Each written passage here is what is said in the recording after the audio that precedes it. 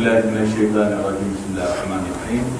درس فقہ شافعی والکبریت الأحمر کا انشاءاللہ تعالی قراءت کلام پاک سے آغاز عمل میں آئے گا. میں ملتمس ہوں کمسن قاری شیخ احمد سے وہ قراءت کلام پاک پیش فرمائیں. السلام علیکم ورحمۃ اللہ وبرکاتہ. وعلیکم السلام ورحمۃ اللہ وبرکاتہ.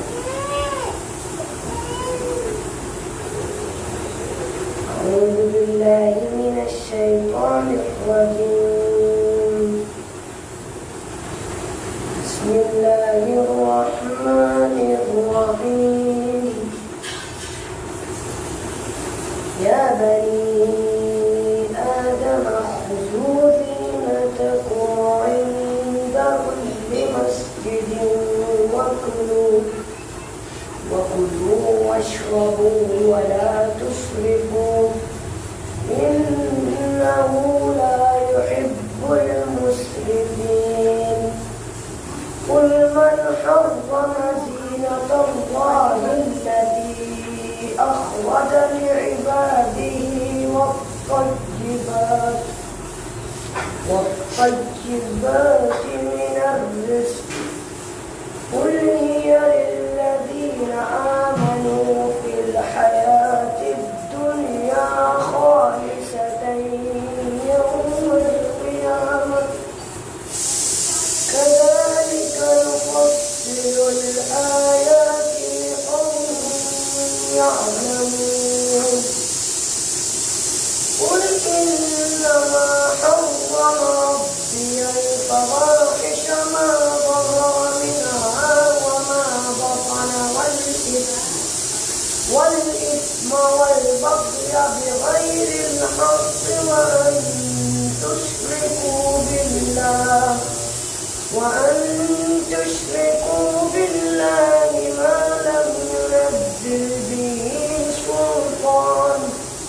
ما لم ينزل به سلطانا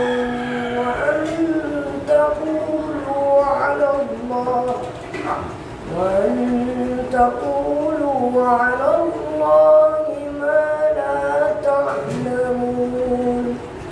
صدق الله العظيم.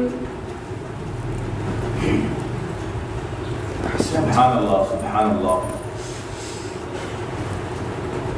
حمد باری تعالیٰ کی چند اشارت کے یا رب ہے بخش دینا بندے کو کام تیرا. یا رب ہے بخش دینا بندے کو کام تیرا. محروم رہ نہ جائے کل یہ غلام تیرا. ہے تو ہی دینے والا پستی سے دے بلندی. اسفل مقام میرا اعلیٰ مقام تیرا. ایمان کی کہیں گے ایمان ہے ہمارا. احمد رسول تیرا مصحف کلام تیرا. پر یہ داغ بھی نہ ہوگا تیرے سوا کسی کا. یہ داغ بھی نہ ہوگا تیرے سوا کسی کا. کونین میں ہے جو کچھ وہ ہے تمام تیرا. کونین میں ہے جو کچھ وہ ہے تمام تیرا. نعت شیخ کونین صلی اللہ علیہ وسلم کے شیخ کو خواب حسین کی منزل پہ وہ جا کر ٹھہرے. خواب حسین کی منزل پہ وہ جا کر ٹھہرے. سامنے ان کے بھلا کب مہو اختر ٹھہرے. سامنے ان کے بھلا کب مہو اختر ٹھہرے. رنگ لے ان سے تو پھولوں کی جبینیں چمکی. رنگ لے ان سے تو پھولوں کی جبینیں چمکی. باس لے ان سے تو ہر چیز معطر ٹھہرے. باس لے ان سے تو ہر چیز معطر ٹھہرے. حکم ہو ان کا تو پھر بھول کے منزل اپنی. حکم ہو ان کا تو پھر بھول کے منزل اپنی. عصر کے وقت پہ خورشید منور ٹھہرے. عصر کے وقت پہ خورشید منور ٹھہرے. اور کیا کہوں قلب کی بستی میں اجالوں کا سما. کیا کہوں قلب کی بستی میں اجالوں کا سما. جب نظر اٹھ کے سب سر گنبد اختر ٹھہرے. جب نظر اٹھ کے سر گنبد اختر ٹھہرے. مثلکم اپنی جگہ حق ہے مگر یہ تو کہو मिसलुकुम अपनी जगह हक है मगर ये तो कहो उम्मती और नबी कैसे बराबर ठहरे, उम्मती और नबी कैसे बराबर ठहरे। और मुस्तफ़ा के काश जागे मेरी कुटिया का नसीबा नादिश, काश जागे मेरी कुटिया का नसीबा नादिश, कह सकूं मैं कि वो एक पल मेरे घर पर ठहरे, कह सकूं मैं कि वो एक पल मेरे घर पर ठहरे। अब मैं मुतवज्जह हूँ मौलाना वो दस्ता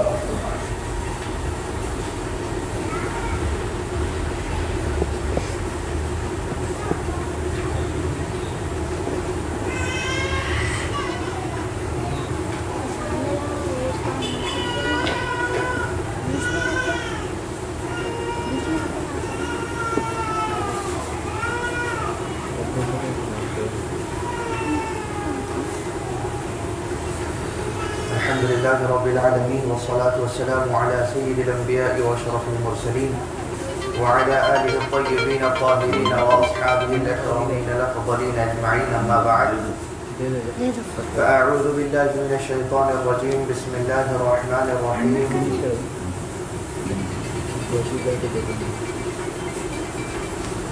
معزز و مکرم سادات گرامی قدر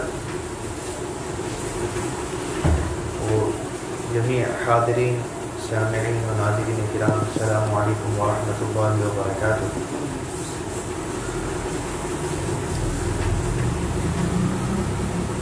درس فقہ ہم نے خطبے کے مشروع خطبات ہیں ان کے تذکرے کے ساتھ ختم کر دیا تھا۔ آج ارکان خطبات کے تعلق سے چند باتیں آپ کے سامنے گوشے گزار کرنے کی صحیح ہوگی۔ خطبے کے ارکان 5 ہیں اور انہی ارکان کو صاحب کتاب نے بھی اپنی کتاب میں اپنی فصل میں ذکر فرمایا کہ کہا کہ وَأَرْكَانُهَا حمد اللہ تعالی والصلاة علی النبی صلی اللہ علیہ وسلم والوصیۃ بالتقوی وقراءة آية من القرآن مفهمة في إحداهما والدعاء للمؤمنين في الأخيرة۔ تو یہی 5 ارکان صاحب کتاب بھی ذکر فرماتے ہیں کہ اللہ تعالیٰ کی حمد کرنا پہلا رکن ہے خطبے کا، اس کے بغیر خطبہ صحیح نہیں ہوگا۔ یہ 5 ارکان نہ ہو تو خطبہ نہیں ہوتا۔ اللہ تعالیٰ کی حمد یعنی کہ الحمدللہ جس کے معنی ہے تمام تعریف ثابت ہے اللہ تعالیٰ کے لیے، یا اس جیسا کسی بھی حمدیہ کلمے کا آپ اپنی طرف سے انتخاب کرنا اور اللہ تعالیٰ کی حمد بیان کرنا۔ حمد کی جب بات آتی ہے تو وہ حمد شکر سے مختلف ہے۔ حمد تعریف کو کہتے ہیں، شکر ادائیگی شکر کو کہتے ہیں۔ تو یہاں پر تعریف سے مراد اللہ کی حمد ہے اور خاص حمد کا ہی لفظ استعمال کرنا یہ زیادہ بہتر ہے، جیسا کہ اللہ تعالیٰ نے قرآن کی ابتدا میں بھی سورۃ آیت کریمہ میں بھی ارشاد فرمایا الحمدللہ، تمام تعریفیں اللہ ہی کے لیے ثابت ہیں یا سزاوار ہیں یا اللہ ہی کے لیے لائق ہیں وغیرہ جیسی جو ہے اس کا ترجمہ کیا جا سکتا ہے، لیکن حمد کے الفاظ کا استعمال کرنا زیادہ اولیٰ ہے۔ کسی ایک آیت کے ضمن میں بھی خدا کی تعریف اگر بیان ہوئی ہے تو اس کو بھی اس آیت کا بھی تذکرہ کر کے یا اس آیت کو بھی تلاوت کر کے آپ اللہ تعالیٰ کی حمد بیان کر سکتے ہیں، جیسا کہ الحمدللہ رب العالمین خود ایک آیت ہے، حمد بھی ہے اور آیت بھی ہے۔ تو آپ حمد کی جگہ پر آیت مبارکہ جس میں اللہ تعالیٰ کی حمد وہ بھی بیان کر سکتے ہیں، یا جیسا کہ ایک اور جگہ پر اللہ تعالیٰ نے فرمایا الحمدللہ الذی خلق السماوات والارض وجعل الظلمات والنور، کہ جس میں یہاں پر بھی اللہ تعالیٰ نے حمد کا تعریف کا اپنے لیے لفظ استعمال کیا۔ ایسی آیت کا بھی استعمال کرنا حمد کے استعمال حمد کے اس رکن کو ادا کرنے کے لیے کافی ہو جاتا. دوسرا رکن ہے درود نبی صلی اللہ علیہ وسلم پر.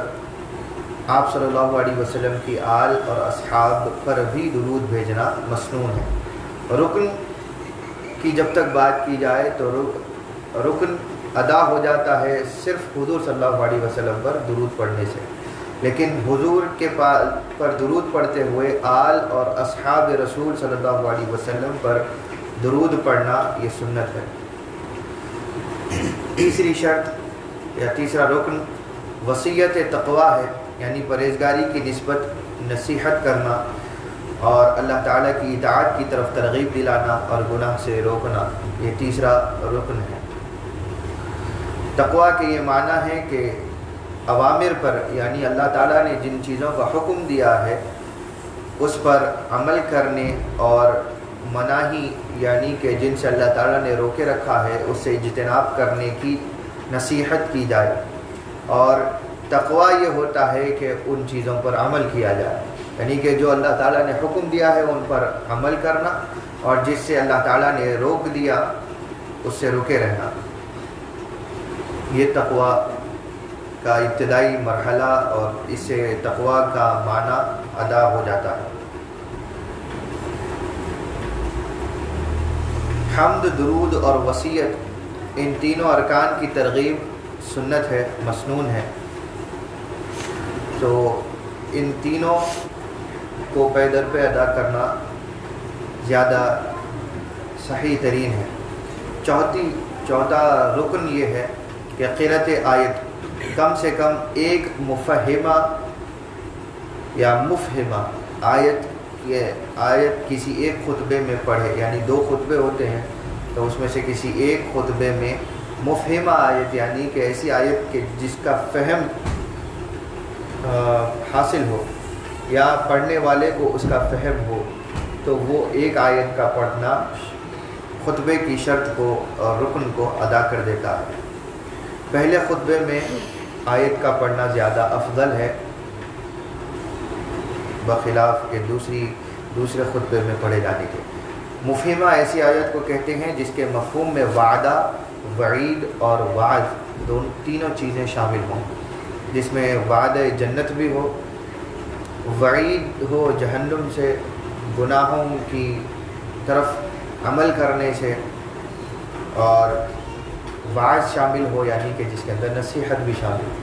یہ تینوں چیزیں جس آیت میں احاطہ کرے اس آیت کا پڑھ لینا کافی ہو جائے گا.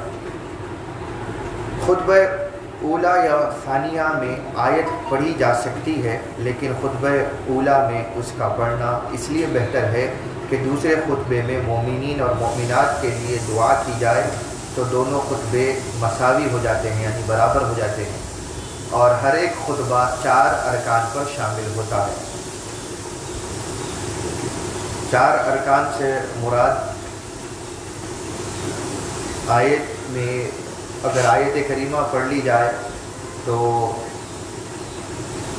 4 رکن ادا ہو گئے، یعنی حمد اور درود اور تقویٰ کی نصیحت یا وصیت. یہ 3 چیزیں تو دونوں ہی خطبے میں پڑھی جائیں گی، لیکن آیت اگر آپ پہلے خطبے میں پڑھیں گے تو 4 ارکان ادھر ادا ہو رہے ہیں، دوسرے خطبے میں حمد، درود حضور صلی اللہ علیہ وسلم پر اور وصیت تقویٰ، یہ 3 پڑھنے کے بعد چوتھا رکن اگر وصیت یا دعائے مؤمنین کر لیں تو 4 ارکان ادھر ہو جاتے ہیں، تو یہ دونوں طریقے سے خطبہ برابر ہو جاتا ہے.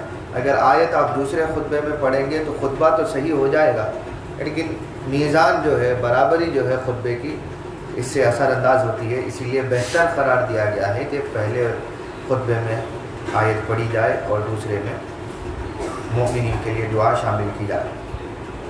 5واں رکن ہے دعا مومنین اور مومنات کے لیے دوسرے خطبے میں، جیسا کہ رحمکم اللہ، اللہ مومنین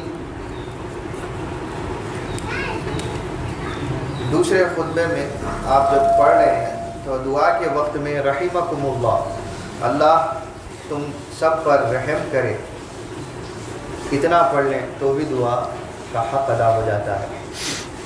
اکمل دعا یہ ہے کہ اس میں تعمیم ہو اور اخروی ہو، نہ کہ دنیاوی دعا کی جائے۔ یعنی تعمیم سے مراد عام طور پر ہر ایک کے لیے دعا کی جائے، کسی کے لیے مخصوص نہ ہو، کسی خاص طبقہ اسلامیہ کے لیے وہ محدود نہ رہے، بلکہ اس کو عام طور پر سب کے لیے، ہر مسلمان اور مؤمن کے لیے وہ دعا شامل ہو، اور دنیاوی لذات یا دنیاوی فلاح، دنیاوی کامیابی کے لیے دعا کو محدود نہ کیا جائے، بلکہ وہ دعا سب سے زیادہ اخروی طور پر شامل ہو۔ ہاں، دنیاوی لحاظ سے مسلمانوں کی بہتری کے لیے دعا کی جا سکتی ہے، لیکن صرف دنیاوی بہتری کی دعا کریں اور اخروی دعا نہ کریں تو یہ دعا بھی صحیح نہیں ہوگی۔ دعا سے مراد ہی اخروی یعنی آخرت کی زندگی کی بہتری کے لیے اور وہاں پر احوال مسلمانی اچھے رہنے کے لیے دعا کی جائے۔ امام شافعی رضی اللہ عنہ کا قول ہے کہ خطبے میں کسی شخص کی تخصیص کر کے دعا کرنا مکروہ ہے، یعنی کسی خاص شخص کا نام لے کر دعا کرنا خطبے میں مکروہ ہے، لیکن مجموع یہ فقہ شافعی کی ایک بہت ہی معتبر اور فتاوی والی کتاب ہے، اس میں لکھا ہے کہ اس میں مذائقہ نہیں کہ کسی مخصوص کے لیے دعا کی جائے، مگر تعریف میں مبالغہ کرنا کسی صورت میں جائز نہیں۔ کسی خاص فرد کے لیے دعا کرنے میں کوئی اس کے اندر حرج نہیں ہے، لیکن آپ اس شخص کی تعریف میں، القاب میں اگر مبالغہ کر رہے ہیں، حد سے زیادہ اس کی شخصیت سے زیادہ اس کو القاب عطا کر رہے ہیں خطبے میں، تو یہ جائز نہیں ہے۔ ائمہ مسلمین اور ارباب صلاح و فلاح اور اعانت حق میں قیام عدل کے لیے دعا کرنا یہ سنت ہے۔ خطیب شربینی رضی اللہ عنہ کا قول ہے کہ سلطان کے لیے تخصیص کے ساتھ دعا کرنے میں مذائقہ نہیں ہے، وقت کے سلطان کے لیے خاص طور پر دعا کرنے میں کسی قسم کا حرج نہیں ہے۔ صحیح بخاری میں حضرت سیدہ ام المؤمنین عائشہ صدیقہ رضی اللہ عنہا سے روایت ہے کہ حضور اکرم صلی اللہ علیہ وسلم نے فرمایا، لا تشغلوا قلوبکم بسب الملوک ولكن تقربوا الى اللہ تعالی بالدعاء لهم يعطف اللہ قلوبهم علیکم۔ فرمایا کہ اپنے دلوں کو بادشاہوں یا ارباب اقتدار کو برا کہنے میں مشغول نہ کرو، ان کے لیے دعائے خیر کر کے اللہ تعالیٰ سے قربت حاصل کرو، اور اللہ تعالیٰ ان کے قلوب کو تمہاری طرف مہربان فرما دے گا۔ یعنی کہ حضور صلی اللہ علیہ وسلم نے اپنے وقت، جس وقت میں بھی مسلمان رہیں، جب ان کا سلطان ہو یا ان کا کوئی مسلمان حاکم ہو، تو اس حاکم کو برا کہنے سے حضور نے روک دیا۔ اکثر دیکھا جاتا ہے کہ جہاں پر مسلمان حکمران ہیں خاص طور پر، وہاں پر لوگ برے الفاظ استعمال کرتے ہیں۔ حاکم ایک قدم اٹھاتا ہے تو ممکن ہے کہ عوام اس کا کامل فہم نہ رکھے، کیونکہ حاکم جس منصب پر ہوتا ہے وہ اپنے تمام اقدام اپنی قوم کو صاف ظاہر نہیں کر سکتا، کچھ مصلحتوں کا پیش نظر بھی ہوتا ہے کہ اگر وہ سب چیز بیان فرما دے تو پھر حاکم کا نظریہ اور اس کی قوم اور ملت کا جو آگے وہ فلاح سوچ رہا ہے، تو اس کے اندر خطرات یا شبہات پیدا ہو سکتے ہیں۔ تو لہذا یہ بات ضرور ہے کہ بادشاہی یا حکمرانی ذمہ داریوں میں سے یہ ہے کہ وہ اس کے تمام اقدامات یا اس کے تمام ذمہ داریاں جو وہ اپنی قوم کے لیے فیصلہ کرتا ہے، ان فیصلوں کو واضح رکھے، لیکن مصلحتوں کو عیاں کرنے کا اگر ان کا نتیجہ اپنی قوم اور ملت کی فلاح و بہبود ہے تو اس کے اندر وہ ان کو گنجائش ہے. جس طرح ایک معمولی سے ایک گھر میں ایک ذمہ دار جو شخص ہوتا ہے وہ اپنے ہر قدم کو اپنے گھر والوں کے لیے بیان کرنا ضروری نہیں سمجھتا، کیونکہ وہ ان کے لیے ضروری نہیں ہے کہ وہ ہر چیز جانے. ہاں لیکن جس قدر ان کی ضرورت ہوتی ہے اتنا بیان کرنا یہ حقوق میں سے ہے، اور وہ حقوق ایک ذمہ دار شخص ادا کرتا ہے، لیکن ہر چیز بیان نہیں کرتا. تو جس طرح ہم اپنے گھر والوں کے لیے ہر چیز بیان نہیں کرتے کہ اس میں چند اقدام کا ایک ضروری لائے عمل ایک ہوتا ہے ہمارا، اور کچھ چیزیں ہم آگے کی طرف سوچ کر بیان نہیں کرتے. تو آپ کیسے اس بات کو ایک وقت کے حاکم یا وقت کے سلطان کے اوپر عائد کرتے ہیں کہ وہ ضروری طور پر ہر قدم آپ کو واضح ہے. ایک گھر کو سنبھالنے میں ہمارے لیے بہت ساری دقتیں اور پریشانیاں پیش آتی ہیں. یا کاروبار ہے کسی کا تو اپنے کاروبار میں اپنے ماتحتین کو ہر چیز ظاہر نہیں کرتا، تو ایک بادشاہ سارے ملک اور ساری سلطنت کی باتوں کو کیسے ظاہر کرے؟ تو خیر یہ ایک بات ہو گئی. دوسرا، ہمارے جو سلاطین ہو گزرے ہیں، کیونکہ ابھی تو دور سلاطین کا نہیں ہے ہمارے ہاں، جہاں ہے وہاں ہے، ابھی ہمارے ہاں عام طور پر نہیں ہے. تو ہمارے جو سابقہ جو سلاطین ہیں ان کو بھی گالی دینا یا ان کو برے انداز سے یاد کرنا یہ بھی ممنوع ہے. جس طرح دیکھا جاتا ہے ہمارے یہاں پہ عام طور پر ہم کیا کرتے ہیں کہ سلاطین آصفیہ کو یا ان کی چند چیزوں کو لے کر ان کی خواہشات کی بات کر کے، ان کی نفسانی باتوں کو ظاہر کر کے اکثر اپنا گفتگو کا موضوع بناتے، جبکہ نہ آپ اس عمل کی طرف موجود تھے، نہ آپ کو جن ذرائع سے وہ بات پہنچی ہے وہ بات قابل اطمینان ہے. چلیے اگر وہ قابل اطمینان ہو بھی تو کیا ایک مسلمان کے لیے زیب دیتا ہے کہ وہ کسی اور مسلمان کے عیوب کو افشا کرے؟ پھر مسلمان میں بھی وہ کہ جو آپ کا سلطان ہو یا رہ چکا ہو، وہ سلطان کہ جس کی اچھائیاں بھی اتنی ہیں کہ آپ اگر ان کو گرنے بیٹھے تو اس کے عیوب کم نظر آتے ہیں، اور وہ عیوب کہ جن کے بارے میں آپ کو کبھی مسئولیت میں لایا ہی نہیں جائے گا، آپ کو پوچھا ہی نہیں جائے گا کہ آپ نے سلطان کے اس خواہشات کے بارے میں کیوں نہیں کہا.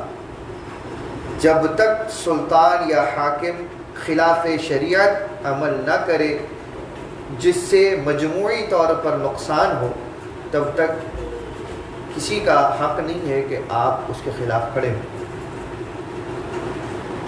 اب اس کا انفرادی عمل کیا ہے، اس نے انفرادی زندگی کیسے ادا کی، اس کے گناہ کیا ہے، اس کی مسئولیت آپ کے اوپر ہے ہی نہیں.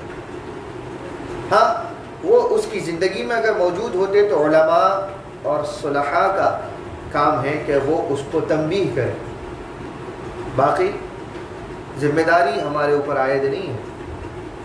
اور پھر خاص طور پر حضور صلی اللہ علیہ وسلم نے فرمایا کہ اذکروا محاسن موتاکم، ترمذی میں حدیث شریف آتی ہے، حضور نے کہا تم اپنے مرحومین کی اچھائیوں کا ذکر کرو، برائیوں کا ذکر نہ کرو. حضور نے روک دیا، برا بھی تھا تو اس کی صرف اچھائی ذکر کرو، برائی کو پردے ڈال دو، وہ مر چکا ہے اب تمہارے اندر نہیں. تو جائے کہ ہم سلاطین ماضیہ کے بارے میں برا کہیں. اب یہاں پر ایک اور نقطہ جو اہم سمجھتا ہوں بیان کرنا چاہوں گا. صاحب تشریف لائے ہیں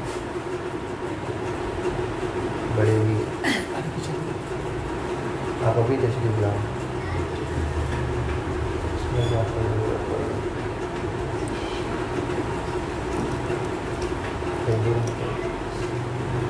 تو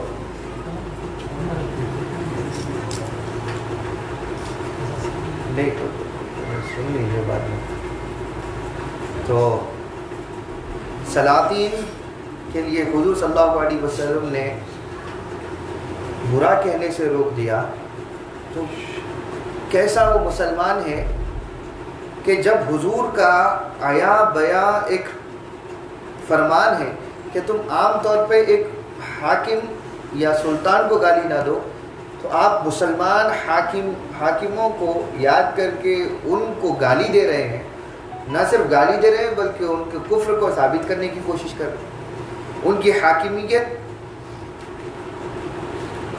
جو تھی وہ خلافت تھی نہ تھی، اس کی بحث دوسری ہو جاتی.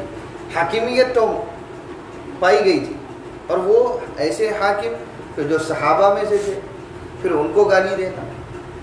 پھر جب کہ حضور کا خاص صحابہ کے لیے بھی فرمان ہے کہ لا تسبوا اصحابی، کہ تم میرے صحابہ میں سے کسی کو گالی مت دو یا کسی کو برا مت کہو.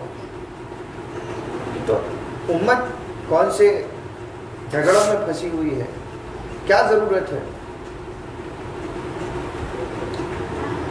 لہذا ایسی بہت ساری مسائل ہیں کہ جن کو اگر کھولنے بیٹھیں تو بات غلط ہو جاتی ہے اور غلط راستوں پر جاتی ہے. مسلمانوں کو ضروری نہیں ہے کہ وہ صحابہ کے احوال اور ان کے آپسی اختلافات کو ذکر کر کے کسی ایک صحابی پر، فریقین میں سے کسی ایک فریق پر گالی گلوچ کریں، وہ یا برا بھلا کہیں. وہ ان کے آپسی رنجشیں اختلافات تھے.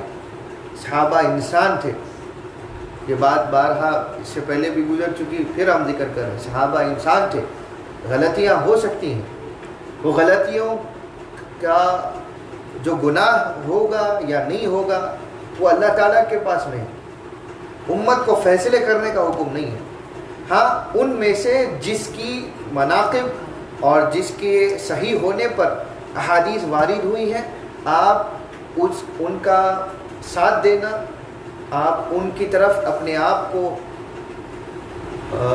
اپنے میلان کو ان کی طرف رائج رکھنا، ان کے ساتھ اپنے آپ کو متعلق اور مضبوط رکھنا، ان کے ساتھ تعلق کو شدید رکھنا، یہ اور باتیں. اور لیکن برا کہنا کسی دوسرے فریق کو، یہ دوسری بات. چاہے انہوں نے کچھ کیا، وہ ہمارے ذمہ داری پہ نہیں ہے کہ ان کا کفر ثابت کیا جائے. واللہ اعلم بالصواب. تو الغرض کے یہ 5 جو شرائط ہیں، اللہ تعالیٰ کی حمد، حضور صلی اللہ علیہ وسلم پر درود، وصیت تقوی اور قرأت آیت اور دعا مؤمنین و مؤمنات کے لیے، یہ 5 ارکان کو ان کی ترتیب میں ادا کرنا سنت ہے. ان کی ترتیب کو اگر قائم نہیں رکھا جائے گا تو خلاف سنت ہوگا، خطبہ اپنی صحت میں کمزور ہو جائے گا. خطبے کے جو شرائط ہیں یہ ارکان تھے. شرائط 12 ہیں. خطیب اتنی بلند آواز میں خطبہ پڑھے کہ خطبے کے ارکان ان 40 اشخاص کو سنائی دیں جو جمعہ کے اہل ہیں اور موجود ہیں. جمعہ کے اہل ہو کر 40 ہونا، صرف تعداد کا ظاہری طور پر 40 ہونا نہیں، اہل اشخاص کا 40 کی تعداد میں موجود ہونا یہ شرط ہے، اور ان کو سنائی دینا بھی شرط ہے. ارکان خطبہ کا سنانا واجب ہے، غیر ارکان خطبہ کا سنانا واجب نہیں ہے. جو 5 ارکان آپ کو ذکر کیے گئے، ان 5 کا تو کسی بھی حال میں سنانا واجب ہے. ان کے علاوہ جو اضافی باتیں خطبہ میں ہوں گی ان کا سنانا واجب نہیں ہے، لیکن مسنون ہے، سنت ہے. حاضرین خطبہ کو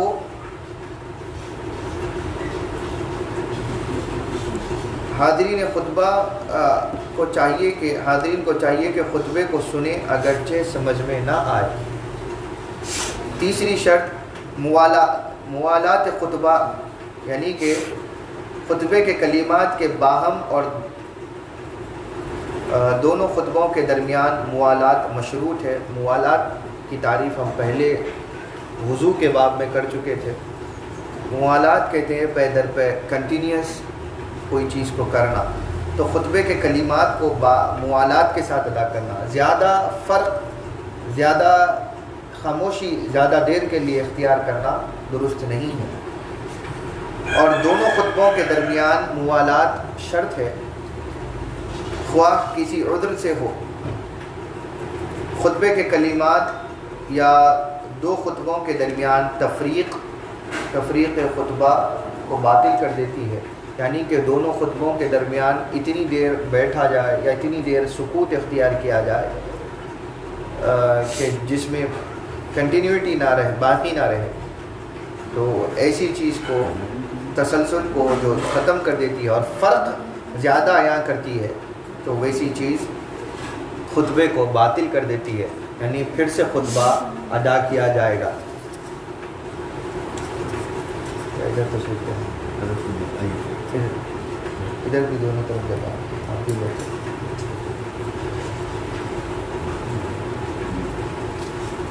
تو دونوں خطبوں کے درمیان زیادہ فصل دینا اور زیادہ ہی اس کو خاموشی اختیار کرنا یا زیادہ دعاؤں میں رہنا، یہ خطبے کو باطل کر دیتا۔ تھوڑا سا ہم اس سے پہلے بھی بیان کر چکے، تھوڑا سا فرق ہو، صرف اتنی تمیز کے لیے کہ یہ دوسرا خطبہ اور پہلے خطبے کے درمیان یہ توقف ہے۔ توقف ایک مرتبہ تسبیح پڑھنے کے برابر بھی ہو سکتا ہے، لیکن اتنا کم کہ سامنے والے کو، عام ذہن کو محسوس ہی نہ ہو کہ یہ فرق ہوا ہے، ایسا توقف بھی درست نہیں۔ خطبے میں وعظ یا قرأت قرآن کی وجہ سے فصل نہیں پیدا ہوتی ہے، یعنی کہ آپ اگر وعظ کر رہے ہیں، خطبے میں نصیحتیں کر رہے ہیں، کچھ چیز بیان کر رہے ہیں یا قرآن کی قرأت کر رہے ہیں دوران خطبہ، تو اس سے خطبے میں فصل نہیں پیدا ہوتی۔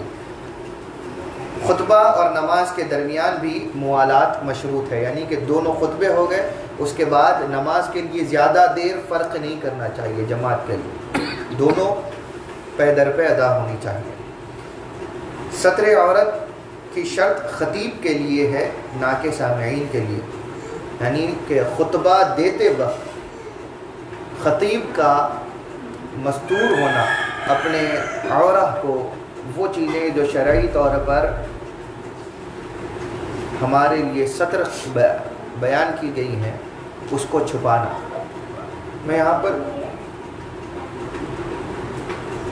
یہ بھی بات بیان کرنا چاہتا ہوں کہ خطیب کے لیے چونکہ یہ شرط ہے، لیکن اس کا مطلب یہ نہیں ہے کہ جو سامعین ہے وہ اپنے آپ کو، اپنے ستر کو یہاں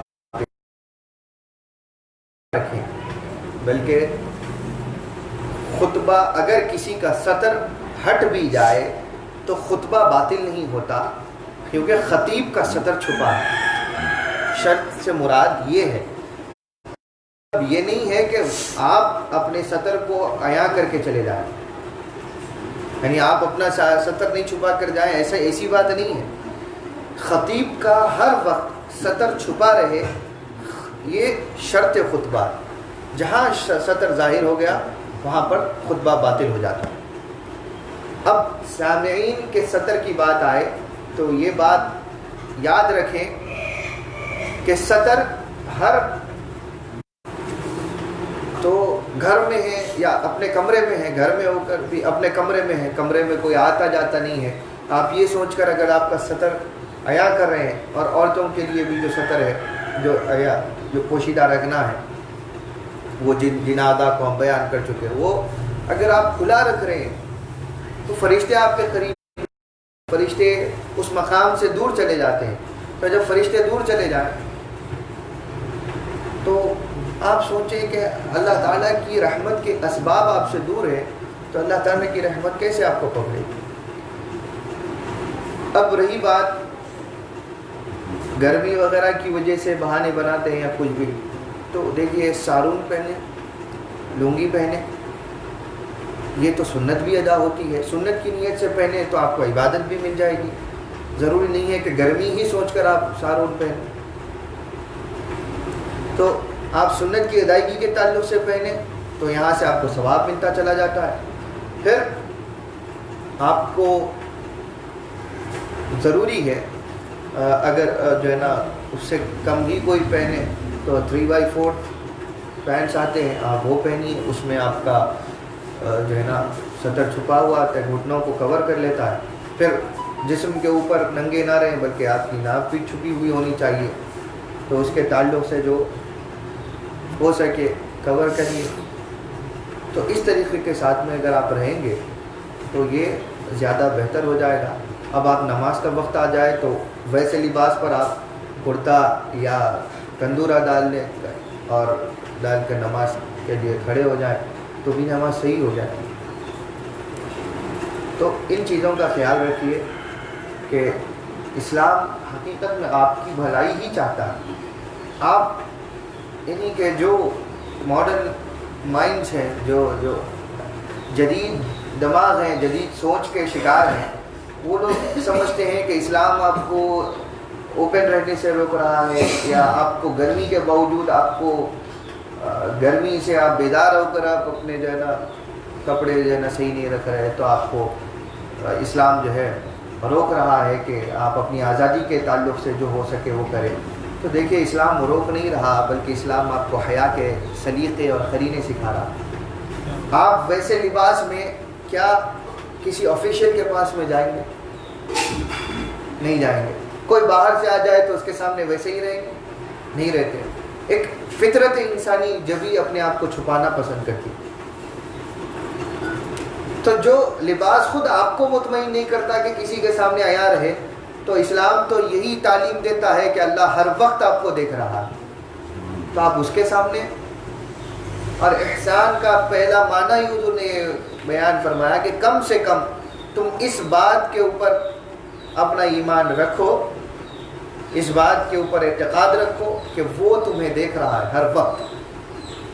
تو جب اللہ تعالیٰ ہر جگہ دیکھ رہا ہے، آپ اس کو کسی تہ میں جا کر بھی اللہ تعالیٰ کی بصارت سے آپ محفوظ نہیں ہو سکتے، تو لباس وغیرہ پہن کر آپ دروازے بند کر لیں اور اپنے آپ کو پرائیویسی کا نام دے کر آپ کچھ بھی کریں، جو پھر ایسا لباس جو خود آپ کو اطمینان نہیں دے رہا تو کیا لباس؟ تو ایسوں سے اجتناب کرنا چاہیے۔ یہ ضروری تھا کہ آپ کو گوشہ گزار کیا جائے تاکہ آپ کے ذریعے سے کسی اور تک بات جا سکتی ہے اور آپ کے اپنے احباب میں یا رشتہ داروں میں جس کا کسی ویسا عمل دیکھیں تو روک لیں۔ 5ویں شرط ہے طہارت۔ خطیب کے لیے خطبے میں حدث اور نجاست بدن یا لباس اور مکان کی اگر نجاست ہو تو اس سے طہارت شرط ہے۔ اگرچہ خطبے میں حدث واقع ہو تو طہارت کے بعد امام کو خطبہ شروع سے پڑھنا ہوگا۔ 6ویں شرط ہے عربی خطبہ۔ خطبہ عربی زبان میں ہو بشرطے کہ جماعت میں کوئی ایک شخص بھی عربی سے واقف ہو۔ اگر کوئی ایک شخص بھی واقف نہیں ہے دوسری زبان میں بھی خطبہ ادا کیا جا سکتا ہے، لیکن آیت قرآنی کی حد تک عربی کی شرط قائم رہے گی۔ قرآن کی آیت عربی ہی میں پڑھی جائے، ہاں اس کا ترجمہ اس زبان میں مقامی زبان میں کر سکتے ہیں۔ عربی کا سیکھنا بطور فرض کفایہ سب پر واجب ہے، اس لیے کسی ایک شخص کا عربی سے واقف ہونا بھی واجب ہے۔ اگر کوئی شخص عربی سے واقف نہ ہو تو سب پر اس کا گناہ ہوگا۔ حاضرین جمعہ میں اگر کوئی ایک شخص بھی عربی سے واقف نہیں ہے تو سب کے سب حاضرین گناہگار ہوں گے۔ سیکھنا فرض کفایہ ہے، اسی طرح جس طرح نماز جنازہ فرض کفایہ ہے۔ اگر نماز جنازہ پڑھ لے تو نماز جنازہ ادا ہو جاتی ہے، اگر کوئی ایک بھی نہ پڑھے تو یہ سب پر گناہ ہوتا ہے۔ اسی طرح عربی کا بھی سیکھنا۔ 7ویں شرط ذکورت خطیب۔ خطیب کا مرد ہونا شرط ہے، عورت خطبہ نہیں دے سکتی۔ 8ویں شرط قیام۔ خطبے میں بصورت قدرت قیام کی شرط واجب ہے۔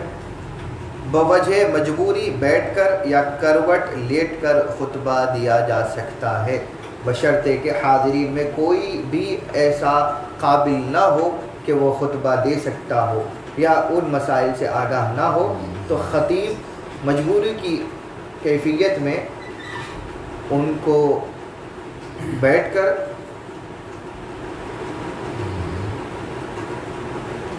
یا کروٹ لیٹ کر خطبہ دے سکتا ہے۔ 9ویں شرط جلوس ہے۔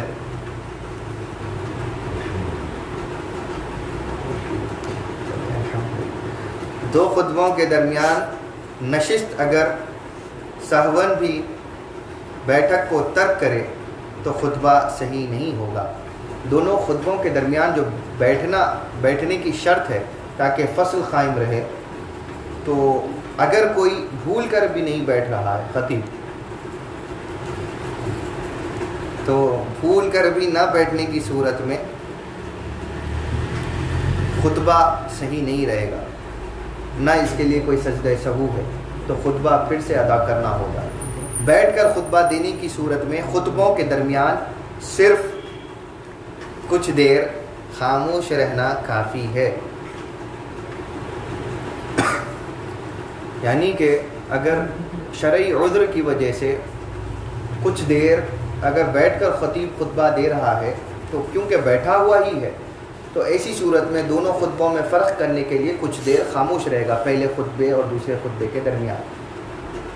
اگر کھڑا ہوا تھا اور بیٹھنے میں تکلیف ہے تو ایسی شرعی عذر میں تھوڑی سی خاموشی اختیار کرے گا، یا اگر بیٹھنے کی ہیئت اختیار کر سکتا ہے تو تھوڑا سا بیٹھے جیسا اپنے آپ کو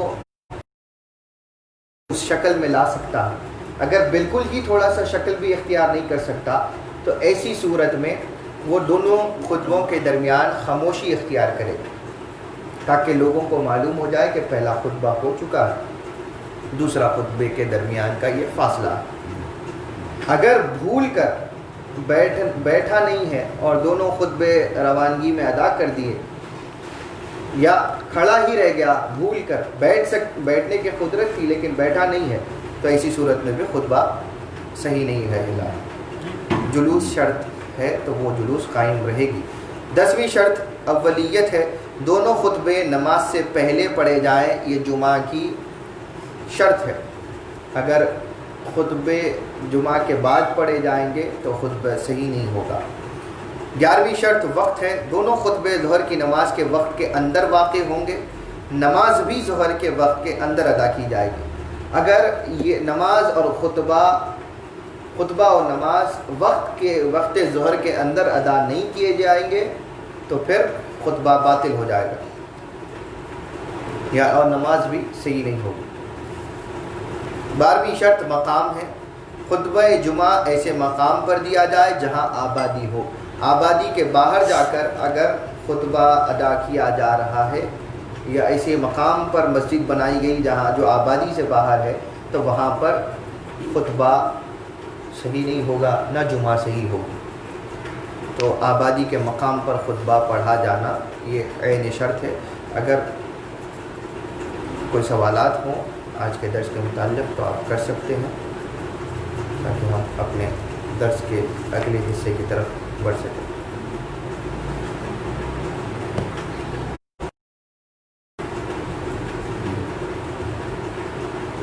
کوئی سوال؟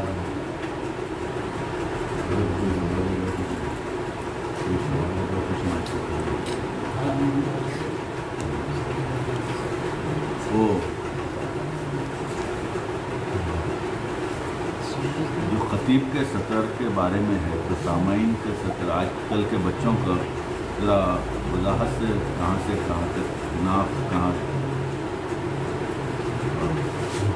پہ جھکنے کے نیچے تک، ذرا ان لوگوں کو ناف کس کو ناف کے تعلق سے ہم جو ہے اب بیان جب ہمارا سطر کا ہوا تھا اس وقت بھی ہم ذکر کر چکے تھے تفصیلیں، لیکن پھر ایک بار بچوں کے لیے اور کم عمر ہمارے جو سامعین ہیں ان تمام کے لیے کہ سطر آپ کے پیٹ کے نچلے حصے میں جو بمبی ہوتی ہے وہاں سے شروع ہوتا ہے، اس کا بھی ڈھانکنا لازم ہے۔ وہ ناف اسی کو کہتے ہیں جو جہاں سے ماں کے پیٹ میں رہنے میں وہ ایک غذا کا ایک راستہ ہوا کرتا تھا، نالی ہوا کرتی تھی جو پیدائش کے وقت کاٹ دی جاتی تھی۔ تو اس ناف کی نالی کو جس کو بمبی کہتے ہیں، وہاں سے لے کر مرد کے لیے، لڑکوں کے لیے گھٹنے کے نیچے تک کا حصہ چھپا رہنا شرط ہے اور یہی سطر ہے۔ اسی لیے تہبند اور دوران حج احرام میں دوسری چادر زیادہ اہم ہے کہ وہ آپ کی ناف کے اوپر سے لے کے آپ کے گھٹنے کے نیچے تک ہمیشہ قائم رہے گی۔ وہ تو خیر پھر ابواب میں جب حج کا بیان آئے گا تب اور وہ وضاحت ہو جائے گی، لیکن اوپر کی چادر سے زیادہ نچلی چادر کا حصہ اس لیے اہم ہے کہ یہ سطر ہے، عین سطر جس کو کہتے ہیں۔ اصل سطر مرد کا وہی ہے، اور عورت کے لیے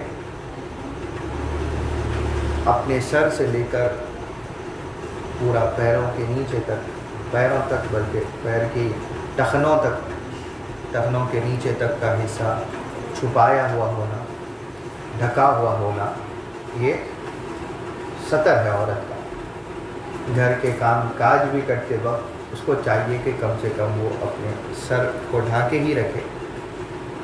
ہاں اگر سر کے بال ڈھکے ہوئے نہیں بھی ہیں تو عورت کے لیے اتنا مذائقہ سر کا ڈھکا ہوا ہونے سے گھر کے اندر کے لیے ضروری نہیں ہے، لیکن نماز کے لیے اور دیگر عبادات فرائض ادا کرنے کے لیے وہ سر سے پیر تک، ٹخنے کے نیچے تک کا حصہ، اور آپ کے عورت اپنے ہاتھوں کو بشمول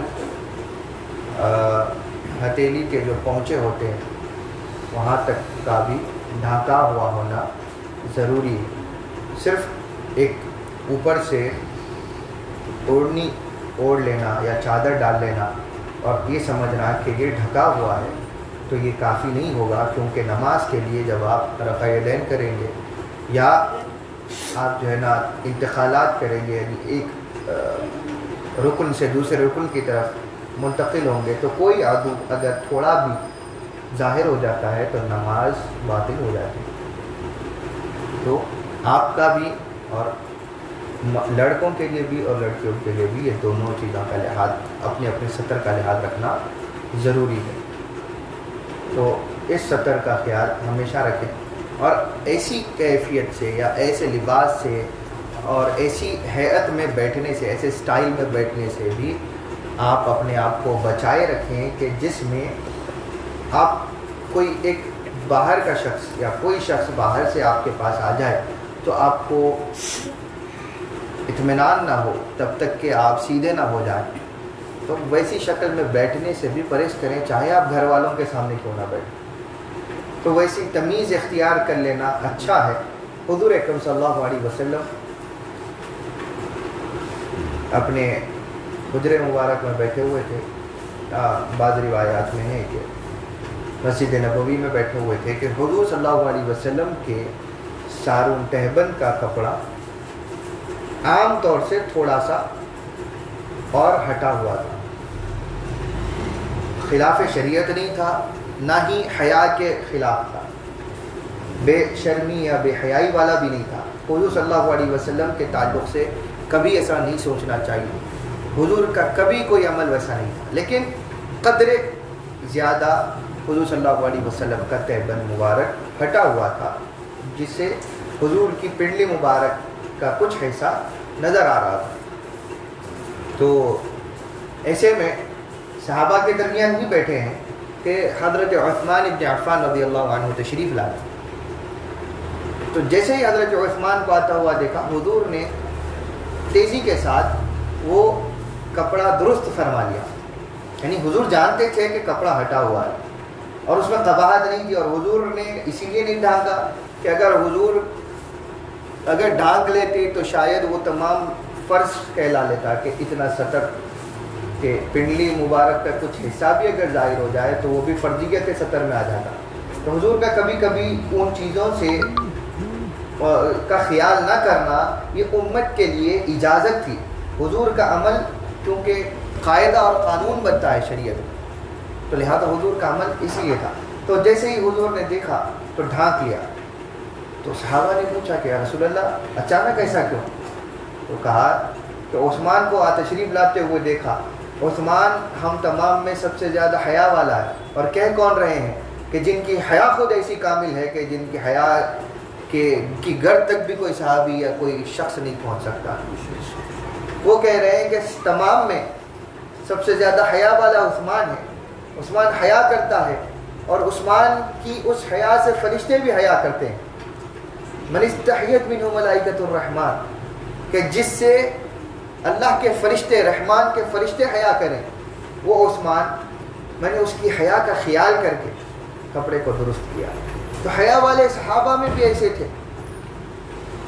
تو حضور کا خلق ہے، حضور کا اخلاق ہے کہ حیا والوں کی حیا کرنا.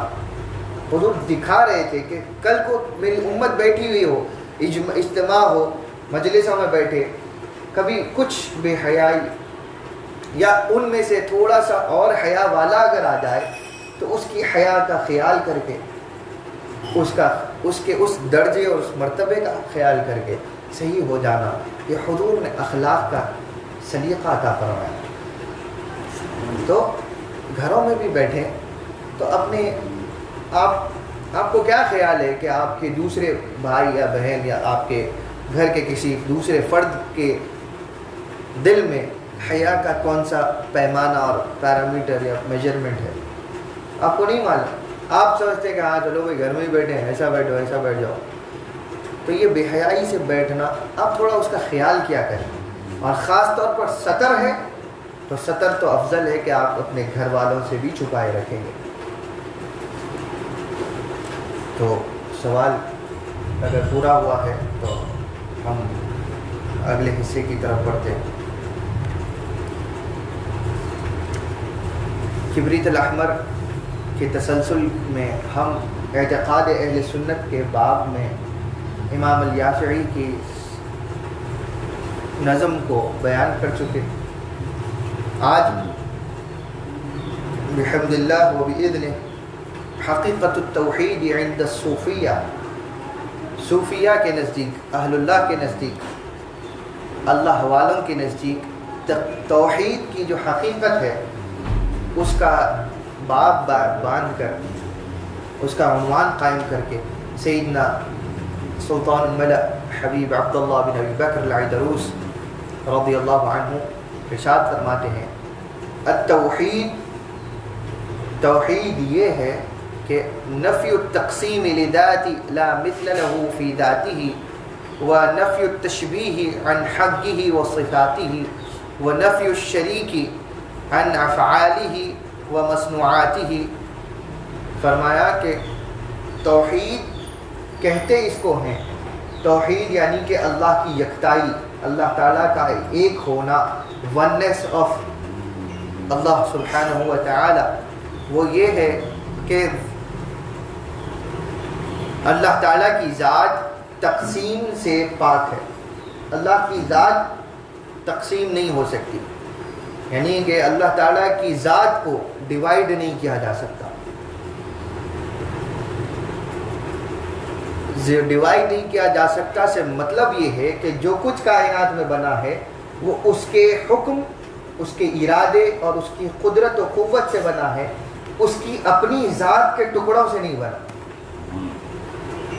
اللہ تعالیٰ نے جو کچھ کائنات میں تخلیق دیا سب اللہ تعالیٰ کے حکم سے وجود میں آ گیا. اس نے کہا کن کہ ہو جا، ہو گئی، فیکون. اس کو اپنی خود کی ذات، کیونکہ کائنات کے کسی بھی شے کے موجود ہونے سے پہلے کوئی ذات تھی تو اللہ ہی تھی. اللہ کی ذات سے پہلے نہ کوئی عرش تھا، نہ فرش تھا، نہ کوئی سمندر تھا، نہ کوئی دریا تھا، نہ کوئی پانی کا کوئی قطرہ تھا، نہ کوئی سماوات تھے، نہ کوئی کرسی تھی، نہ کوئی قلم تھا، نہ کوئی لکھنے والا، نہ کوئی سننے والا، نہ کوئی دیکھنے والا. وہ وہی تھا، تنہا ہی تنہا. ایسی تنہائی کہ جس تنہائی کا کوئی مثال بھی نہیں دی جا سکتی.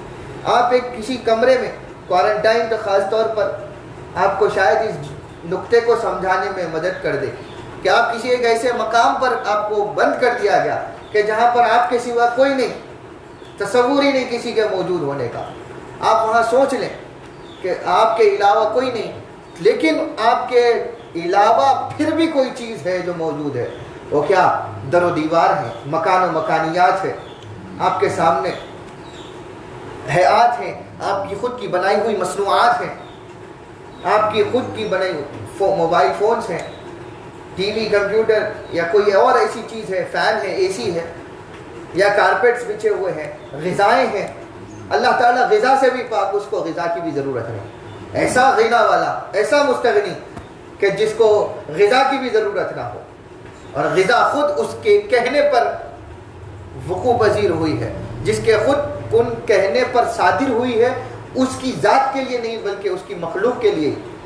ایسی مخلوق کہ جو دوسری مخلوق کے افادے کے لیے، استفادے کے لیے، نفع کے لیے، ان کے فائدے کے لیے ظاہر کی گئی،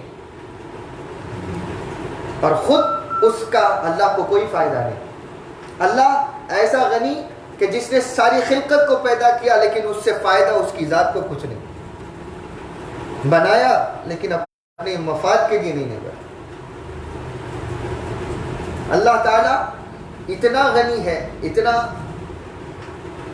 وہ ہر ایک سے بے پرواہ ہے، اس کو کسی کی ضرورت نہیں، محتاج نہیں، کسی کا حاجت ہی نہیں ہے. تو وہ ایسی ذات کہ جس کو ٹکڑے کر کے کسی نے بنا لیا، وہ ایک ہی تھا.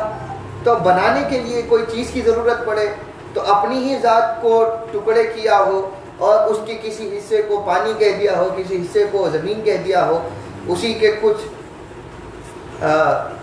ترکیب کو اس نے انسان کا مجسمہ کہہ دیا ہو، یا اسی کے ذات کے ایک حصے کی جو نورانیت ہے، ذوفشانی ہے، اس کے حصے سے بنی ہوئی مخلوق کو نوری مخلوق یا ملائکہ کہہ دیا ہو.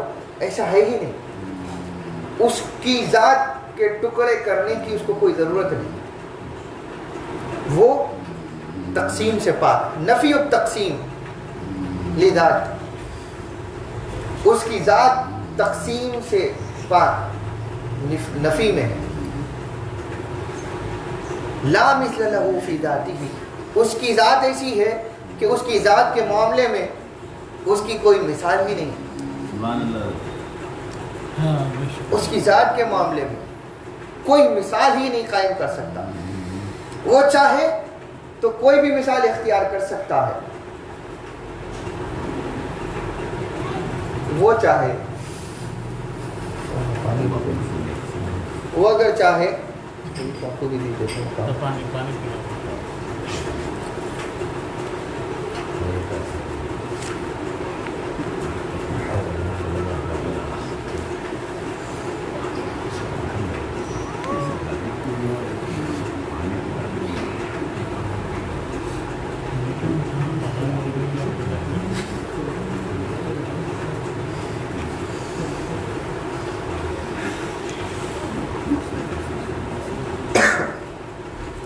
تو لا مثل له فی ذاتہ، کہ جیسا کہ خود اللہ تعالیٰ نے اپنی ذات کے بارے میں فرمایا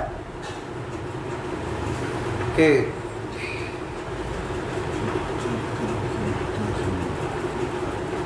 اس نے کہا کہ لا مثل له ولا مثال له، کہ اللہ تعالیٰ ایسا پاک ہے اور ایسا تشبیہات سے، مثالوں سے ماورا ہے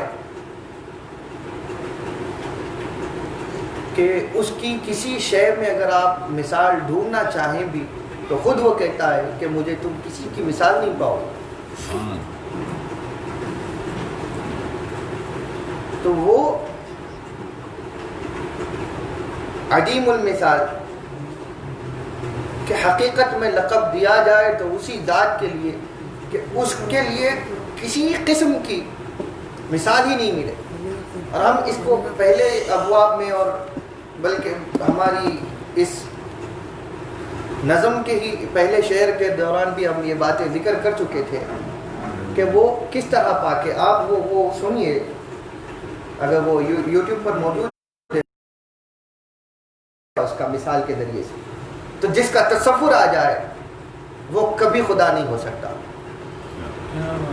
جو تصور میں آئے ہی نہ وہی خدا، جو تصور کی قیود میں آ جائے وہ خدا کیسے ہو جائے؟ سبحان اللہ. جو ایک مخلوق کے تصور کے احاطے میں آ جائے وہ خدا کیسے؟ تصور کا ایک دائرہ ہے، اس دائرے میں اگر خدا آ جائے تو خدا کیسے؟ وہ تو پھر آپ کے ایک چھوٹی سی مخلوق، ہزارہا اس کی مخلوقات کی تعداد میں ایک ادنا سا انسان، اس انسان کے اندر ایک موجودہ چھوٹی سی عقل، اس عقل کی ایک حرکت ہے تصور کرنا، اس تصور کی اس حدود کے اندر خدا آ جائے تو پھر خدا تو اتنا چھوٹا ہو، تو خدا ہمارا اس کا محتاج ہی نہیں. وہ نفی التشبیہ، اور وہ تشبیہ سے بھی پاک ہے کہ اس جیسا ہو سکتا ہے، ایسا نہیں ہے. مثال دے کر کہ وہ ایسا ہے نہیں، تشبیہ کہ کوئی شکل کے جیسا بتا کر کہیں کہ اس جیسا ہو سکتا ہے تو نہیں، اس جیسے کی بھی نفی. ان حق ہی و صفات ہی، نہ اس کے حق میں نہ اس کی کوئی صفت میں اس جیسا کوئی، نہ صرف اس کی ذات میں بلکہ اس کی کسی صفت میں اس جیسا کوئی نہیں. جیسا کہ اس کی صفت قدرت ہے، اس جیسی قدرت کسی میں نہیں. اس نے انسان کو مجازی قدرت عطا فرمائی، انسان چند چیزوں پر قدرت رکھتا، اٹھنے بیٹھنے کھانے پینے اپنے امور میں اپنے کام انجام دینے میں اس کی کچھ قدرتیں ہیں. وہ گرفت کرنے کی قدرت رکھتا ہے، چلنے کی قدرت رکھتا ہے، بولنے کی، دیکھنے کی، زبان سے کلمات ادا کر، یہ جو قدرتیں اس کو دی گئی یہ اس کی حادث قدرتیں ہیں، یا اس کی صفتیں جو ہیں کلام کرنا، دیکھنا، بات کرنا، سونگنا، سننا، چلنا، پکڑنا، یہ سب اس کی حد ہے اور یہ انسان کی زندگی تک محدود ہے اور عطائی ہے. اس کو ذاتی طور پر کوئی چیز عطا نہیں کی، اس کو پکڑنا سکھایا گیا ہے، اس کو چلنا سکھایا گیا ہے، اس کو بولنا سکھایا گیا ہے، اس کو سننے کی قدرت عطا کی گئی. از خود یہ کسی کو قدرت نہ عطا کر سکتا ہے نہ وہ اپنی خود سماعت کو محفوظ رکھ سکتا. اگر سماعت چلی جائے تو پھر واپس نہیں لا سکتا. دیکھتا پن اگر چلا جائے پھر وہ اپنی بصارت کو لا نہیں سکتا. جو بھی لاتا ہے ان کی مدد سے آپریشنز ہوتے ہیں جدید دور میں وغیرہ وغیرہ. جو از خود اس کی ولادت کے ساتھ خاصیت تھی وہ کہاں سے آئے گی؟ تو انسان کی صفتیں اور انسان کی اپنی ذات حادث، پیدا ہوئی مر جاتی ہے، وہ پیدا ہوئی ایک وقت مقررہ تک رہتی ہے، ختم ہو جاتی ہے. اس کے بعد جیسے ہی اس کے تن سے روح نکال لی جائے، اس کو کتنا ہی آپ مار لیں، کتنا ہی اس کو سنا لیں، وہ نہیں سنتا، وہ حرکت نہیں کرتا. کیوں؟ ختم ہو گیا. وقت کے نمرود ہوئے، وقت کے شداد ہوئے، وقت کے فرعون جیسے ہوئے کہ جن کی پاس، جن کے محلوں میں پر مارنے کی کسی کے ان کی اجازتوں کے بغیر سکت نہ تھی. لیکن جب وہ مر گئے تو ان کے جسم کو کتنوں نے مارا ہوگا، لیکن انہوں نے کیا کر لیا. کتنوں نے ان کو سنانے کی کوشش کی ہوگی، کس کی بات انہوں نے سنی. آج ان بدبختوں کے مر جانے کے بعد سے آج تک کے زمانہ ان کو لعنت کرتا ہے. کہاں اس کی استعداد ہے کہ اس کی لعنتوں کو روک سکے؟ خود اپنے دور میں اس کی کان جہاں تک نہیں پہنچ سکتے تھے، اس کے باہر اگر کوئی اس کو برا کہہ دے تو وہ نہیں روک سکتا. خود موسیٰ کو نہیں روک سکا. تو معلوم یہ ہوا کہ قوت و طاقت، اقتدار کتنا بھی آ جائے اس کی محدود ہے، اس جیسی کبھی نہیں بن سکتی. سماعت و بصارت کے تعلق سے اللہ تعالیٰ تقویت دینا چاہے تو کسی کی سماعت و بصارتوں کو مضبوط سے مضبوط کر دیتا ہے، ایسی کہ عام انسانوں کی قوت اور سماعتوں سے وہ الگ ہو جاتی ہے. اللہ کسی کو چن لے تو ویسا سنا بھی دیتا ہے، ویسا دکھا بھی دیتا ہے. لیکن اس کے باوجود بھی وہ کبھی اللہ تعالیٰ کی صفات کے مماثل نہیں بن سکتا.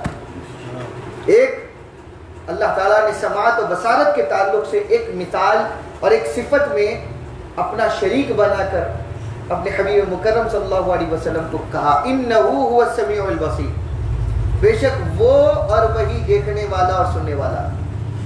انہو کی ضمیر پہلے گئی، بے شک وہ سننے والا اور دیکھنے والا ہے. پہلا ہو سبحان الذی کی طرف، سبحان کی طرف کہ وہ پاک ہے وہ ذات اللہ تعالیٰ کی طرف. انہو سے مراد اللہ، وہ دیکھنے والا اور سننے والا.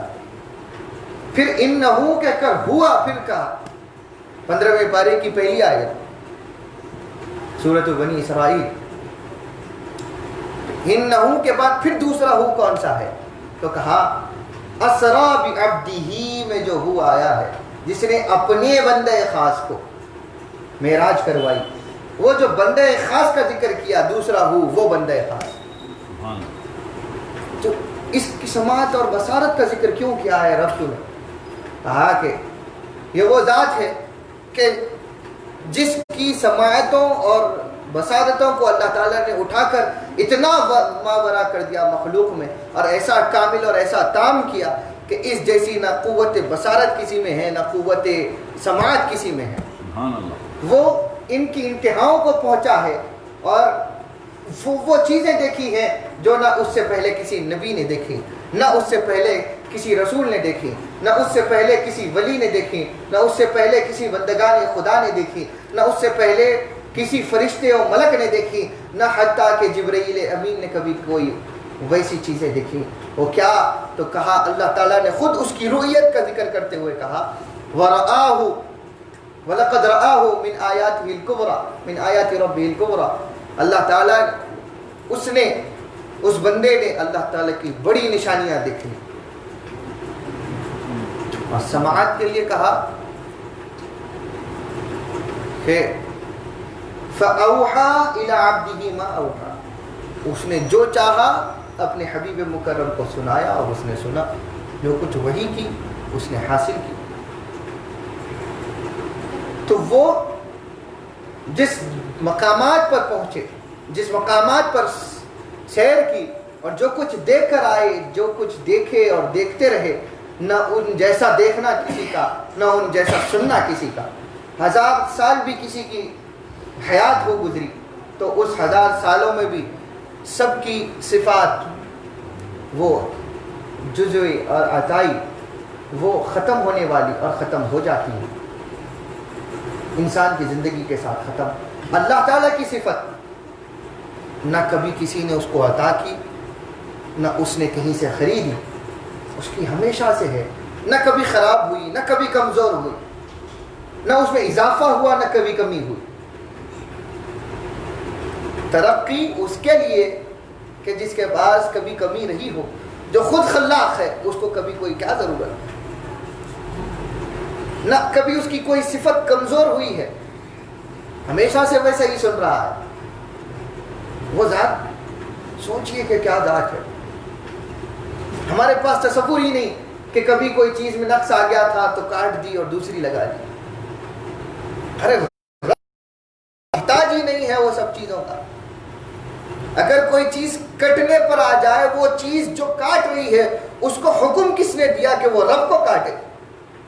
اتنی قوت کہ رب کو کاٹ سکے تو وہ پھر رب کیسا ہوا؟ تو اس سے بہتر تو وہ چیز جو رب کو کاٹ رہی ہے، وہ چیز جو رب کو ضرر پہنچا سکے، وہ چیز لائق عبادت ہے.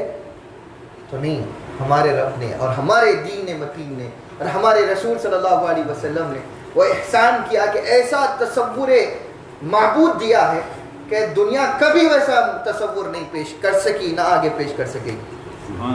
ایسا رب کہ جس پر کسی کی کوئی ضرر نہیں پہنچ سکتا، بلکہ اگر وہ چاہے تو دہکتی ہوئی آگ میں نمرود کی اپنے بندے کو پھینکوا کر بھی اس کو گلزار بنا دے. تہے خنجر اپنے بندے کو رکھ کر کہے کہ ایک بندے کو کہے کہ تو پھرا چھری، اور دوسرے بندے پر اس کاٹنے والی صفت والی مخلوق کو کہہ دے کہ تو کاٹے ہی نہ. صفت ہی جس کا کاٹنا ہو وہ چھری کو کہہ دے کہ تو نہ کاٹ. وہ کاٹے گی نا. وہ رب ایسی صفت اور ایسی شان والا، تو اس کی حق میں، اس کی ذات و صفات میں کوئی اس جیسا نہیں. وَالنَّفْيُ الشَّرِيكِ عَنْ أَفْعَالِهِ وَمَصْنُوعَاتِهِ، اور وہ پاک ہے اور وہ اس سے علیحدہ ہے. توحید یہ ہے کہ اللہ کا کوئی شریک نہیں، اس جیسا یا اس برابر کوئی نہیں. لا شریک لہ، اس کا کوئی برابر نہیں، اس کا کوئی شریک نہیں، اس کا کوئی حصے دار نہیں ہے. گائے اونٹ میں آپ کے حصے دار ہوتے ہیں، رب کا کوئی حصے دار نہیں. کام کاج میں، آپ کے کاروبار میں آپ کا کوئی پارٹنر ہوتا ہے، اللہ کا کوئی پارٹنر نہیں. اللہ تعالیٰ کا ایسا بزنس ہے کہ وہ خود ہول اینڈ سول اونر ہے، اس میں کسی کو حصے کی ضرورت نہیں. نہ اس کے کوئی شیئر ہولڈرز ہیں، نہ کوئی اس کے کام کاج میں کوئی دخل دینے والا کوئی اور مینیجنگ ڈائریکٹر موجود ہو کہ جو اس کے بہاف پر کوئی کام کر سکے. نہیں، اللہ تعالیٰ جب جب چاہتا ہے ذریعوں سے ضرور صادر فرماتا ہے، لیکن جب تک اللہ کا حکم نہ ہو کوئی چیز نہیں ہوتی. اب مشیت اپنے کبھی نبیوں کو تکلیف ہو رہی ہے یا نبیوں کو ہی نقصان پہنچ رہا ہے تو آپ کہیں کہ اللہ کا اذن تھا اس میں بھی. نہیں، اللہ کا اذن نہیں تھا تو بھی ہو گئی. تو نہیں، اللہ کا اذن تھا لیکن مشیت و مصلحت کچھ اور تھی. اللہ کا ارادہ ایسا ہونے کا نہیں تھا لیکن مشیت و مصلحت نے اس کو کروایا. اس میں فرق ہے. پھر اب اس کو کھولنے بیٹھیں گے تو پھر اور باتیں نکل جائیں. نہ اس کی افعال میں کوئی اس جیسا ہے، نہ مصنوعات میں کوئی، اس کی بناوٹ میں نہ کوئی اس جیسا کوئی چیز بنا سکتا. اللہ نے بنایا اور کہا کہ تمہیں کھلا چلے، ہم نے جو بنایا ہے اس جیسا کوئی تم بنا کر بتا دو. جو سرنگوں اللہ تعالیٰ نے جبال پیدا کیے ہیں، جو اللہ تعالیٰ نے پہاڑ بنائے ہیں، اس جیسے کوئی پہاڑ بنا. افلا تنظرون الی الابل کیف خلقت، ہم نے تم نہیں دیکھتے کہ ہم اونٹ کو کیسی ساخت باہ کے ساتھ اس کو کس اونچائی اور کس طرز عمل پر پیدا کیا. اس جیسا کوئی ایک جانور پیدا کر لو، کہاں سے اٹھنا ہے، کہاں سے پھر نیچے جانا ہے، کس انداز کے ساتھ اس کی کوہان اوپر ہونی ہے، کہاں بیٹھنی ہے، اس کی حیت، اس کی شکل و صورت. الی الابل کیف خلقت، کیا تم نے نہیں دیکھا کہ ہم نے کیسے خوبصورتی کے ساتھ اس کو بنایا. وَإِلَى السَّمَاءِ كَيْفَ رُفِعَتْ، ہم نے کیسے ہی آسمانوں کو اونچا کر دیا، کیا تم نے نہیں دیکھا. وَإِلَى الْأَرْضِ كَيْفَ سُطِحَتْ، ہم نے تمہارے لیے زمین کو کس طریقے کے ساتھ بچھا دیا، تم جہاں چلتے جاتے ہو تمہارے چلنے کے لیے آسان کر دیا ہے. اگر زمین اس قدر بچھی ہوئی نہ ہوتی تو کیا تم چل سکتے. تمہارا چلنا محتاج ہے اس کی خلقت کا. ایسا نہیں بچھاتا، اگر اوپر نیچے کر دیتا تو تم چل ہی نہیں سکتے. تمہارا چلنا خود محتاج ہے اس کے بچھائے جانے. وَإِلَى الْأَرْضِ كَيْفَ سُطِحَتْ، کتنی پیاری باتیں کہ یہ اللہ تعالیٰ کہتا ہے. وَإِلَى الْجِبَالِ كَيْفَ نُصِبَتْ، بھی یہی کہا کہ پہاڑوں کو نہیں دیکھا کہ کیسے ہم نے جما دیا. تم کوئی اونچی چیز ایسے بنا کر کھڑی کر دو، ہوا آتی ہے اڑا کر لے جاتی، طوفان آ جاتا ہے ختم کر دیتا. یہ پہاڑ اللہ نے ایسے کیسے نصب کر دیے کہ سال ہا سال سے کئی طوفان آ گئے لیکن اس کے باوجود وہ ٹکے کے ٹکے. اس کو کون ختم کر. تو اللہ تعالیٰ اپنی مصنوعات میں بھی یکتا اور تنہا، اور افعال میں بھی شریک نہیں ہے، تنہا ہی تنہا ہے. وقت اجازت نہیں دیتا، ورنہ چاہتا تھا کہ آج اتنا ختم کر دیں کہ آگے بہت ایسی باتیں ہیں کہ جو شاید جو ہے نا وقت، تو پھر وقت ہمیں محدود کرتا ہے، اللہ کو کوئی وقت محدود نہیں کرتا. ہم محتاج ہیں وقت کے. ہم ایک وقت تک سنتے، ہماری سننے کی بھی ایک کیپیسٹی ہے. وہ ازل سے سن رہا ہے، ابد تک سن، اس کے بعد بھی سنے گا، قیامت کے دن بھی سنے گا. لوگ پکار رہے ہوں گے، سنے گا. کہے گا، تمہیں بھیجے گا، تمہیں قوت دے گا کہ تم پکارو، تم پکارو گے نہیں۔ تو اللہ تعالیٰ کی ذات ایسی شان والی کہ اس جیسا کوئی پیدا نہیں ہوا۔ اس کی کائنات میں سب سے افضل و اتم اگر اللہ نے اپنی ساری مخلوق میں کسی کو پیدا کیا کہ وہ رسول اللہ صلی اللہ علیہ وسلم، ان جیسی نہ سماعت کسی کو دی، نہ ان جیسی بصارت مخلوق میں کسی کو دی، نہ ان جیسی قدرت و طاقت کسی کو دی، نہ ان جیسی گرفت کسی کو دی، نہ ان جیسی چلن کسی کو عطا کی، نہ ان جیسا کردار کسی کو عطا کیا، نہ ان جیسی حیا کسی کو عطا کی، نہ ان جیسی زکوٰۃ کسی کو عطا فرمائی، نہ ان جیسا مرحمت کسی کو عطا فرمائی، نہ ان جیسا رحم کسی کے اندر ہے، نہ ان جیسی شان و قدرت کسی کے اندر ہے۔ اللہ نے ساری کائنات بنا کر اس کائنات کا وزیر اعلیٰ بنا کر حبیب اکرم صلی اللہ علیہ وسلم کو بھیجا۔ یہ حبیب اس سے لیتے ہیں، وہ کسی سے نہیں لیتا، وہ جس سے لیتے ہیں وہ کسی سے نہیں لیتا، اور جتنی کائنات ہے سب ان سے لیتی ہے، یہ مخلوق میں سے کسی سے نہیں لیتی۔ مخلوق میں کسی کے محتاج نہیں، محتاج ہیں لیکن اللہ کے۔ حبیب اکرم صلی اللہ علیہ وسلم بھی محتاج ہیں لیکن اللہ کے۔ اور کوئی یہ کہے کہ ہم بھی اللہ کے محتاج ہیں، حضور بھی اللہ کے محتاج تھے، تو تم محتاج اللہ کے ہو، یہ حقیقت ہے، لیکن اللہ اس خالق نے تمہیں رسول اللہ کی ہدایتوں کا محتاج بنایا، رسول اللہ کی لائی ہوئی کتاب کا محتاج بنایا، رسول اللہ کے طرز عمل کا، حضور کی زندگی کا اسوۃ الحسنہ کے ذریعے سے ہمیشہ کے لیے حضور کی پیدائش سے لے کر حضور اکرم صلی اللہ علیہ وسلم کے پردہ فرما جانے تک کے ساری حیات مبارکہ کا محتاج بنایا۔ اب کوئی زندگی کا کوئی حصہ تم اگر حضور کے علاوہ تم یہ کہو گے ہم اللہ کے محتاج ہیں، اللہ میں دے گا، تو نہیں، ہر چیز کے لیے پھر پابند کر دیا کہ میرے حبیب کے در پر آؤ۔ وہ حبیب نے اپنی اہل بیت اور صحابہ کا محتاج بنا کر بولا کہ تمہیں ہدایت چاہیے تو نجوم ہدایت اور یہ رسی جو میرے بعد تم اگر پکڑے رہو گے تو وہ قرآن اہل بیت، قرآن اہل بیت کو پکڑ کر اگر راستوں ہدایت کے راستوں پر چلنا چاہتے ہو تو نجوم ہدایت کے ذریعے سے اس مشعلوں پر چلا کرو، ان کو مشعل بنا کر راستوں کو، تاریک راستوں کو نورانی بنایا کرو۔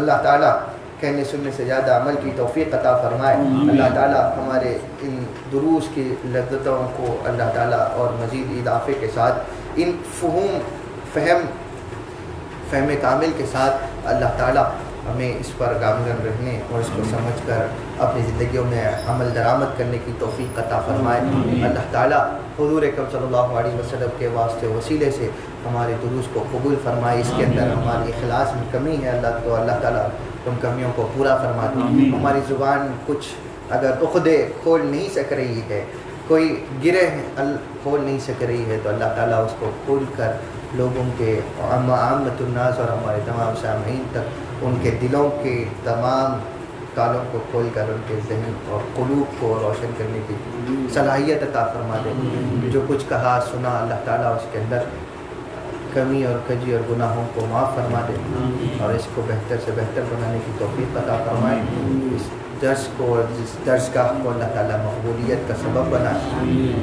جہاں درس ہو رہا ہے اللہ تعالیٰ وہاں بھی تمام اپنی رحمت خاصہ کا نزول فرمائے، تمام پر صحت و سلامتی کو ہمیشہ دائمی بنائے رکھے، ہر تمام قسم کے فتون فتنوں اور شر سے محفوظ رکھے۔ اللہ تعالیٰ تمام ہر جگہ مسلمانوں کو محفوظ رکھے، حاضرین کو محفوظ رکھے، ہر بلا و وبا اور ہر فتنہ و محنت و مشقت سے محفوظ رکھے، ہر پریشانیوں سے ہمیں ہمیشہ محفوظ رکھے، اور اللہ تعالیٰ ہمیشہ اپنا بندہ خالص اور عاجز بنائے رکھے۔ وصلی اللہ علیہ خیر خلقہ سیدنا محمد وآلہ وصحبہ وبارک وسلم۔ ہمارے نگران محفل اور مجلس حضرت حبیب عمر بن عبداللہ العطاس معروف حبیب فاروق صاحب کو اللہ تعالیٰ صحت و سلامتی دے، شفایاب ہوئے ہیں، اللہ تعالیٰ ان کو، ان کے تمام گھر والوں کو، ان کے تمام لواحقین کو، اور ہمارے اس داعیان مجلس ان کے تمام لواحقین احباب اور جہاں تک جو بھی طرز پر ہماری نسبتیں ہیں اللہ ان تمام کو صحت و سلامتی عطا فرمائے۔ صلی اللہ علیہ محمد وآلہ وصحبہ وسلم والفاتحہ لحضرت النبی سیدنا محمد۔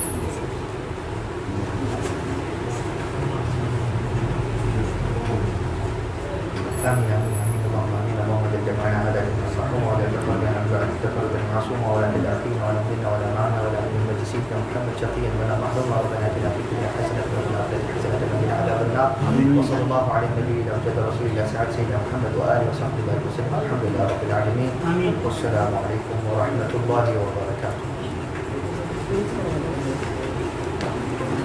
आओ साहब इधर आओ फिनिशर है ना अरे आओ भाई